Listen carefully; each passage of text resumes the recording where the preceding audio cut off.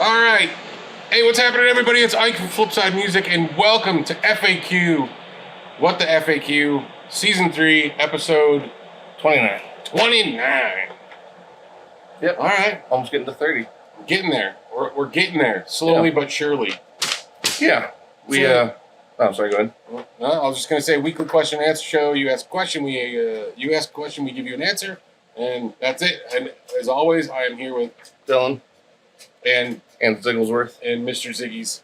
You can't see him. He's patrolling the area right now, making sure that nobody's causing any mayhem. Roaming the floor, waiting for customers to sniff. Yeah. Dropping hair all over. Yeah. He's a husky. What are you going to do? Yeah. All right, well, let's jump right in. So, Ken Booms. Huh? I'm calling him Ken Booms. Ken Booms? Yeah, we didn't get a Ben Coombs question, so we got one from his Mexican alter ego, Ken Booms. Ken Booms? Yeah. I don't know that sounds like a Mexican fella's name. It doesn't, but because the guy's branching out. He's trying to break out, Okay. He needs a stage name, so it's Ken Booms. Ken Booms? Yeah. Kaboom? Starts every show with fireworks. Some kind of explosion? Yeah. But we should do that. We'll just snap people into... Yeah, just explosions. Yeah. A whole bunch of explosions. We should just start a whole series of just us doing like special effects nonsense. Yeah. Nobody's watching this shit anyway, barely. Yeah, so. No, it would be fun to just start making... we just start doing stupid shit just so that way the insiders, like the people that actually do watch it, are like, okay. Or start catching little references. Just start being completely ridiculous because, we get no more views than we did 3 years ago. So Well, at this point, this one's really just keep in touch with a select number of people. Keep in touch with all of our core. Right. Which is cool. We appreciate that. Trust me. Yeah. All right. So go to weird pedals. That's not the EQD Rainbow Machine. So weird pedals. That's not the Rainbow Machine. Right. Because I think we always go with the Rainbow Machine. So, as one of the kings of weird. There are other weird ones. Arpanoid is kind of a weird one. Yeah, I was going to say that one's definitely... I mean, the Miku, if anybody wants to go back, I think everybody knows about that. Yeah. In terms of other ones that are just weird, I mean, I feel like a lot of the spatial delivery can get pretty weird, especially on that halfway setting. Yeah. Where it kind of climbs backwards and forwards. But yeah, no, it's weird because I feel like the longer we do this, the less weird pedals seem. And I stay away from the stranger pedals anyway, because I just go, that's an interesting sound. I'll never use it. Well, even like Univibe and Phaser and all that stuff, it's like at this point, all that stuff's pretty old, and I love that stuff, but it's not like it's anything that's all that wild. I mean, if anything, actually. Yeah, I was going to say, if anything, some of the, more of the, I don't want to say the synth-based effects, but I would say some of those are starting to get... Well, the SY1 would probably fit into that. Yeah, because that one's an easy one to kind of get into the... And that one, I feel like you can get a lot of weird stuff pretty quickly out of that one. You don't need... But it's very musical, too. So. Yeah, it's very usable for sure. So, yeah, I mean, I would say SY1's definitely... If we weren't going to go for, like, the synth stuff, then, like I said, then I usually default to phasers and univibes to get that kind of weird psychedelic sound, I guess. But beyond that, like, envelope filters, I think, are always another good option. Sounds cool. And your foot with a wah, too. Yeah. If you're fast enough. Because, like, I love doing, like, the underwater whoop, whoop, whoop, whoop, whoop thing if you can do it quick enough, but it's tough. It's like if you can do it. Yeah, especially in boots. That's the whole thing. Yeah. Oh, yeah, you can't wear those steel toe. Yeah. What are you doing? Kick you in the face. Do you know Converse is making, like, XL ones now? Like, what, for wide foot? So I got to try. Oh, are they? Yeah, so I might actually have a chance of wearing Converse for once. But the problem with Converse is that there's zero support. Yeah. Like, there's zero support. There's zero cushioning on the bottom. It's like, what the hell am I wearing here? Yeah, if anything... Because I've tried it. Because everyone wants to be cool. And I got these, which are similar. Right. As far as look-wise. But they have a little more to them. Support to them. Yeah. And it's actually, you can wear them. That's actually true. Yeah. They're very Converse-esque. Right. But they're comfortable, and I can walk around with them all day instead of Converse. I'm like, I wish there was like a compromise between like Vans and Converse. Like, looks like Converse, but has more to it, kind of like Vans do. A little bit more skater cushioning.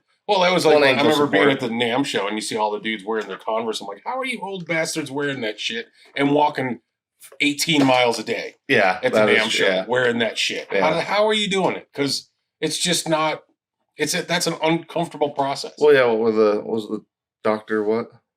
The Soul cushion things? Dr. Soul? Was it Dr. Soul? Yeah. Okay. Dr. Scholl. Dr. Scholl, that was it. Yeah. Dr. Muscle Scholl. Yeah. That's it. There, he's in everything. You just never knew it. Yeah. He's behind millions of great records and shoe support. Shoe relief. Yeah. Yes. And foot comfort. Okay. So moving on, because we're headed off the rails there. Right. Okay. Moving on. Big John says, how do you guys feel about an American version of Still Game? So any of you guys that are watching that don't know, we love this Scottish television show called Still Game. If you haven't watched it, it's on Netflix. Watch it. The accents are super thick. Yeah. You're going to probably have to watch it, at least the first season with subtitles because you're not going to get it. And there's a bunch of references that if you're in the States, you just don't. Yeah, you won't know what it is. Yeah. Now I think we've probably both watched the whole catalog at least twice. Yeah. So now I still very good with different ones from time to time. But definitely made my way through twice now. Yeah, so we're very good with the accents now, so we can actually hear what they're saying properly. Well, and even just the vocabulary. Yeah, and there's a different way of saying. They got like a bajillion words for dick. Yeah. And insults and all of it, and they're really good too. Yeah, if you want to expand your dick vocabulary. yeah. Watch Still Game. Yeah. It's a very funny show. And so I heard, and I think John also heard, that they're going to be making an American version of it. Basically, the premise of it is there's like these two old guys, they're pensioners, and they get into hijinks. Right, yeah, they live in like it's not really a home, but it's basically an apartment building that's more affordable for pensioners. Kind of like a 55 and older community type thing. And all the people that are involved, they go to the bar, they go to the store, and all this other... and it just kind of surrounds them getting basically from like where they live to the bar to the convenience store and back. Yeah, and just dealing with, and like I said, just a story. And it's a really funny show. It's super funny. Like, and give it a real shot because like I feel like if some people just watch like the first episode, they're not going to get it. Yeah, they might not get it. But once you get in, like to me, I was kind of hooked by like the second and third episode. Yeah, so. It's good. It's really good stuff. Mm-hmm. Very sarcastic. Yeah, incredibly sarcastic, and that's the best part. Of it. So an American version of this. I don't know if you could beat those particular... The characters are great, but those particular people that play those characters, I don't know that you can replicate that. Because they're so good. And they were all part of a comedy troupe. Right. That have been together for years. Yeah, before they did this show. I don't know if you can... I mean, Winston, where are you going to get a Winston? No, that's what I was going to say. Winston and Tam. Like, where are you going to get a Tam? Where are you going to get a Naveed? Yeah. You know what I mean? Like, I just don't think they can pull that off. Yeah, with the same chemistry and where would they put it? Because if they put it in New York, it'll feel like they're trying too hard to do like another song. For people who don't know the original stuff, it'll feel like a Seinfeld. So like, where do they even put it? And then two, to me, like a huge, I was gonna say a huge part of it to me is the accent. So it's like without the two main guys that write it, which is what made it what it was, and all the dirty jokes, right? I mean, they're not like super dirty jokes, but there's a lot of. Yeah, there's a calling people dicks. Yeah. Well, that and a lot of creative ways to do it. Yeah. So I don't know. Yeah. I mean, it's like trying to recreate It's Always Sunny in like the UK. I don't know that you could take those same characters and do it. But there again, taking like The Office from the UK and bringing it to the US worked. Yeah. It worked, but it worked also, better once they started writing for the US version. Right. Yeah. The UK version was great the way it was. Once, like you said, once they started writing it for the... So I think most people... The U.S. cast... Yeah, even the biggest Office fans, I don't think, like that first season quite as much. I mean, there's some good moments for sure, but it's not quite... It's the exact same first season, though, as the UK. So I don't know. Some stuff just doesn't transfer. Yeah. If you want to watch a really funny show, is watch... oh, shit, no, I forgot the name. Ricky Gervais. It's on Netflix. Oh, the one where his wife died? Passed? Yeah, I can't remember the name of the show right now. If anybody knows it, put it in. But it's a really great show. Ricky Gervais, his wife dies, and it's him handling it. And It's not Afterlife. Yeah, Afterlife. Oh, That's it. Okay. Wow. Oh God, it's so good, and it uses my favorite curse word that is not well received in the U.S. Right, and it's my favorite one though because it's a blanket. Yeah. It's like a blanket F word, just it doesn't start with F. Right. Yeah. Well, I feel like it's funny because a lot of people do seem to be trying to apply it more towards the male gender, which I find hilarious. So I'm more in approval of that. I was like, that works better. Yeah. And we watch enough of like stuff from overseas that we realize that word has it doesn't carry the same weight. Right. It carries the same meaning as like the F word, but it doesn't carry the same weight as it does in the U.S. and people lose their shit. Yeah, for some reason, like that one awesome. It's interesting to me still that one's the hang up out of all of the words. That's because we're I'm not gonna shit. But anyway, watch that stuff. I don't know if they're gonna be able to recreate it. I'll certainly give it a shot, but I'll probably not like the American version. But I would like to hope that I would. Well, yeah, because the only thing I could figure is like if they put it in like Boston or something, it could be funny because like they could overdo the accents a little bit. Like you could have some of that same vibe to it, but it's like a lot of it too has to do with like how shitty the weather is in Scotland. Yeah, it's miserable. So like big parts of it are just how shitty the weather is and like them dealing with that and the fact that they don't have a vehicle and all this other shit. So it's like little bits of it. I feel like once you take it out of context, it's just not going to be the same. Yeah, I don't know. Yeah. I would like to hope it's great, but we'll see. Yeah, hope for the best, but expect the worst, maybe. Yeah, I don't know. We'll try to be positive. All right, moving on. Cullen James asks, money is no object. You have access to the greatest luthier of all time. Who will make you the guitar of your wildest dreams? What do you have them make? Yeah. Who will make it? So I guess it's two-part. Who will make it? And what will they make? Oh, yeah.